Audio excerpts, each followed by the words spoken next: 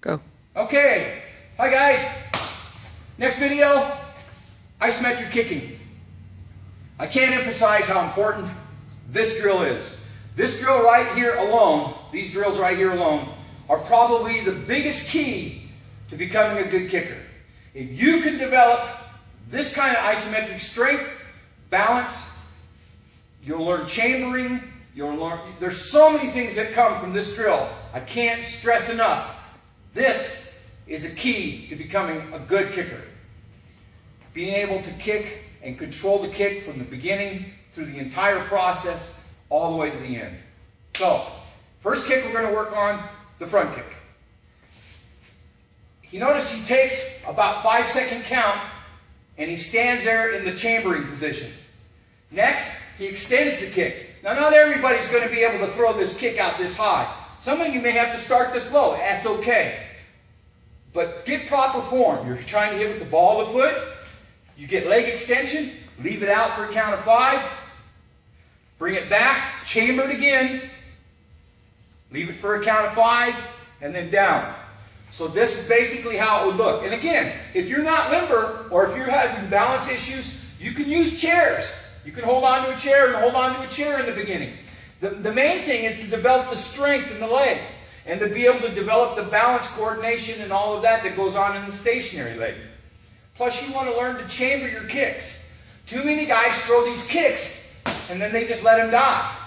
This allows you to throw a kick, bring it back, and maybe you will want to throw another kick.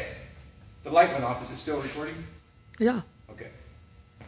So anyway, let's go through this count again. Tyler, 1, 2, 3, 4, 5. Extension. 1, 2, 3, 4, 5. Chamber. 1, 2, 3, 4, 5, and then down. Okay, you're going to do 10 of those with the right leg and 10 with the left leg. Now comes the round kick. Now there's 2 different ways that we deliver round kicks in the martial arts. Most of the people initiate their delivery system this way. This is the most typical, or even for that matter, bladed more. This is the most typical position you'll see people deliver their round kicks in. I'm going to talk about a different delivery system in a second, but notice he's already holding it for a count of 5. Now he gets his extension for a count of 5. And you can start out with a count of 2 or 3 or whatever. Brings it back to chambering and then down. So we're going to do one set of 5 each. Ready? Step up. 1, 2, 3, 4, 5. Extension. 1, 2, 3, 4, 5. Back into chamber. 3, 4, 5. And then down. That's a great drill for getting your round kick strong. Now, a round kick that I like to throw, and it's a lot harder for people to see, to judge. I mean, you can usually, when a guy round kicks you, you can usually tell if it's going to be low or if it's going to be high based on that knee extension, where that knee is coming at, what it's pointing at.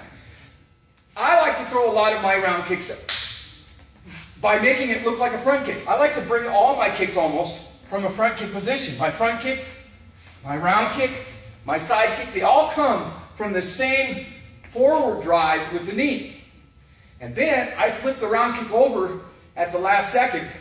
And I can't tell you how many times I get guys to buy into that thing as like it's a front kick, and they go to block it, and boom, it goes right up over the top of their guard. This is how you would do the isometric delivery system for this kick. First, you would bring it up like a front kick for a count of 3. Then you would roll it over for a count of 3. Not yet, don't extend. For a count of 3, then your extension, then you're back, then you're here, and then you're down. So it's 2 steps more in the process, but same type of thing. 1, 2, roll. 1, 2, 3, extension. 1, 2, 3, 4, 5. Back to here for about 2 or 3. Back to here for about 2 or 3, and then down. That's the rolling round kick. Tyler, demonstrate how you would throw one of these. You see how he gets me to buy into that knee coming forward like a front kick? And bam, the hip rolls. You can generate a ton of power when you get that hip to roll along with that leg swinging and your whole body turning on that kick. It's amazing how much more power you can get out of this kick than just doing your usual Muay Thai blast type kick. Okay? All right, side kicks. I like to, okay, first let's get the stepping down. Fighting stance. Personally, you don't want to modify your stance for a side kick because you telegraph what you're doing. If I'm fighting you like this and I want to side kick you, I don't want to change my stance because now I'm thinking side kick and now you're going, oh shit, side kick. Don't give that away. From here, in your fighting stance, when you go to deliver a side kick, and I'm not talking a counter side kick, when you go to deliver a side kick, you can do this off of your shuffling, your moving, or whatever, but you want to take a short step across your body. That short step allows you to get behind and get deep into that side kick. So, when we do this delivery process, we want to take a short step, we want to step behind, and this would be our first chambering. Here, hold that for a count of 5, roll it over, emphasize the heel for 5, bringing it back, keep it tight for 5, and then down. Now there's reasons for this. And if you get this hip strength going, and you get this balance going, and you get this delivery process going, you should be able to side kick a guy even though he's this close. When you bring a side kick up this way, and not how most people bring a side kick up out here in front, this makes the kick too easy to jam. Bringing it here makes it almost impossible to jam because as Tyler rotates his hip and lays back, he can side kick me and I can literally be right up against his wall and still hit that side kick in. Okay, so that's kind of how that chambering works. All right, one more time.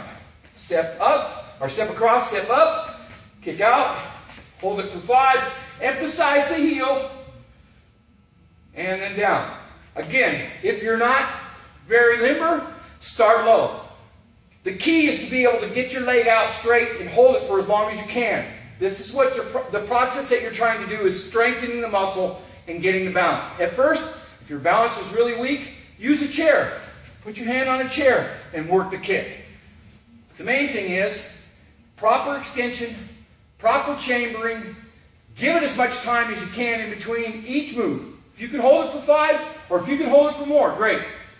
Last kick, heel kick. Tyler steps up, almost like the same thing. Legs out in front. Out and turn. Ah!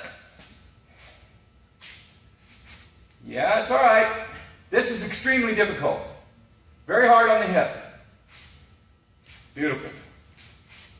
And again, same, chamber up, chamber out, kick.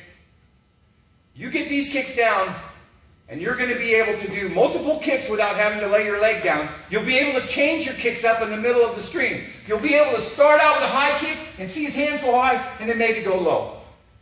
By having that balance and that strength means everything. If you want to be a good kicker, this is the way to go.